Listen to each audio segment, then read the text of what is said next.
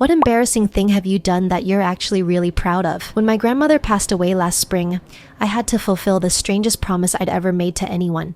3 months before she died, Grandma Rose pulled me aside during Sunday dinner and made me swear on her late husband's Bible that I would wear her old 1970s disco outfit to her funeral, complete with the sequined jumpsuit, platform shoes, and feathered headband. She said she wanted her send-off to be a celebration, not a sob fest, and that seeing me in that ridiculous outfit would make her spirit dance one last time. I thought she was joking, but she made me pinky promise like we were still kids, and I couldn't break a promise to the woman who raised me when my parents were too busy fighting to notice I existed. The day of the funeral arrived, and I showed up to the Methodist church looking like I'd stepped out of a time machine, complete with a gold lame jumpsuit that was 3 sizes too big and platforms that made me tower over everyone. The moment I walked through those church doors, you could hear a pin drop, and not in a good way. My aunts immediately cornered me, whispering harshly that I was making a mockery of Grandma's memory and that I needed to go home and change into something appropriate, but I couldn't explain why I was dressed like a disco queen without breaking the secret Grandma had made me keep.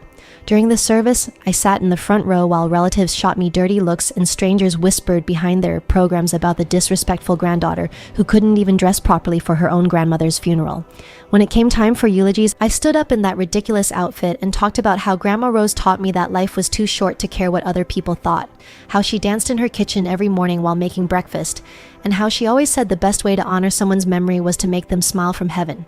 Halfway through my speech, my uncle actually stood up and walked out, shaking his head in disgust, and I heard someone behind me mutter that I was attention-seeking and had no respect for the dead. But I kept going because I knew Grandma was watching, probably laughing at everyone's shocked faces while secretly proud that I'd kept my word.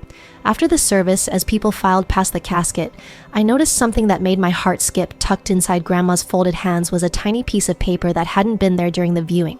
I discreetly asked the funeral director about it, and he said Mrs. Rose had specifically requested it be placed there after the service began. When I unfolded it later, it read, "Thank you for keeping our secret, honey. Now everyone knows you got your dancing spirit from somewhere. Love, Grandma Rose."